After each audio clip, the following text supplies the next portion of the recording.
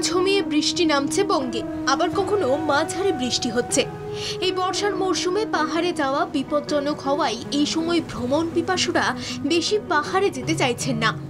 তাই দু একদিনে ছুটি পেলে পৌঁছে যেতে পারেন কোনো এক নিরিবিলি সমুদ্র সৈকতে। দীঘা অথবা মন্দারমণি সবই এখন ভিড়ে ঠাসা। কোনো নির্জন সমুদ্র সৈকতের খোঁজে আছেন?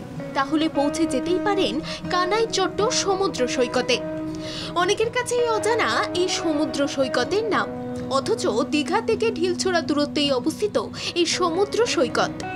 এই সমুদ্র সৈকতের কাছে রয়েছে প্রচুর টেন্ট। যারা ভাবেন জীবনের সমুদ্রে গেলে টেন্টের ধারে থাকবেন, তাহলে আপনার কাছে এই সমুদ্র সৈকত হতে পারে সেরা গন্তব্য। সমুদ্রের পাড়ে রয়েছে সবুজে ঘেরা গাছ। শহরের যান্ত্রিক জীবন থেকে অল্প সময়ের জন্য বিরতি নিয়ে নীল আকাশের নিচে একদিকে গাছগাছালি ও অন্যদিকে বিস্তীর্ণ সমুদ্র সৈকতে এসে সারা সপ্তাহের ক্লান্তি আপনি খুঁজে পাবেন এখানে। আর এই গাছের ডালের ফাঁকে রয়েছে নানা অজানা অচেনা পাখি। সমুদ্র সৈকতের ধার মানেই নানা রঙের মাছরাঙার আনাগোনা লেগেই থাকবে, সেটাই তো স্বাভাবিক। প্রকৃতির মাঝে নিঝুম কিছুটা সময় কাটাতে চাইলে বন্ধু বান্ধব বা প্রেমিক প্রেমিকার সঙ্গে এই সমুদ্র সৈকতে ঘুরতে যেতেই পারেন। এখানে সমুদ্রের চরের মধ্যে লাল কাঁকড়ার আনাগোনাও দেখতে পাবেন আপনি।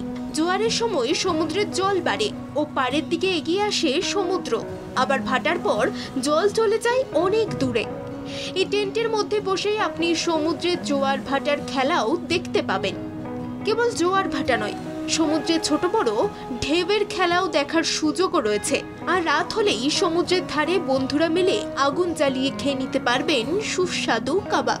এখান থেকে পরের দিন আপনি চাইলে পৌঁছে যেতে পারবেন দরিয়াপুর লাইট হাউস। এই লাইট হাউস তৈরি হয়েছিল ব্রিটিশ আমলে। ভাবছেন কিভাবে যাবেন এই অজানা সমুদ্র সৈকতে? এখানে দীঘাগামী কোনো ট্রেনে করে পৌঁছে যান কাঁথি স্টেশন।